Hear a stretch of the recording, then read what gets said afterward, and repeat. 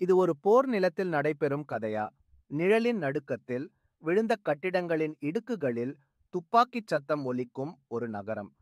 அந்த கழிந்த நகரத்தில் சிறுவன் ரஹீம் தனது தாயை தேடிக் கொண்டிருந்தான்.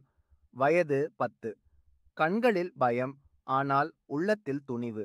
நகரம் குண்டுகளால் சிதைந்த நிலையில் இருந்தது. சத்தம் கேட்டதும் மக்கள் ஒளிந்து கொண்டு விட்டார்கள். ஆனால் ரஹீம் மட்டும் தன்னுடைய அம்மாவை தேடும் நோக்கில் ஒரே வழியாக நடந்து கொண்டிருந்தான். பசிக்குள் கிடந்தாலும் தாயின் பாசம்தான் அதைவிட வலிமையான பசிப்புண்ணாக இருந்தது. முன்னாடி ஒரு இராணுவ வாகனம் நின்றது. வீரர்கள் ரவானி சோதனை செய்தார்கள். சிறுவனை பார்த்தனர். ஒரு வீரன் கேட்டான், யார தேடுறேன் பையா? எங்க அம்மாவை தேடுறேன் சார். அவங்க ஆஸ்பத்திரிக்கு போறதுல குண்டு வீச்சு. நான் வீட்டிலே தூங்கிக்கிட்டு இருந்தேன். வீரரின் கண்கள் மெதுவாக மங்கியன. அவர் தன் பைகளை திறந்து ஒரு பிசிற்றி உணவையும் ஒரு குடிநீரும் சிறுவனிடம் கொடுத்தார். வா, நாங்க தேடி பார்த்துடலாமா?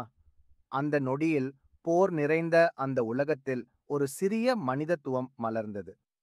இது ஒரு போர்க்கதையல்ல. இது மனிதர்களின் அன்பும் மனிதநேயமும் கொந்தளிக்கின்ற ஒரு உணர்வு கதை.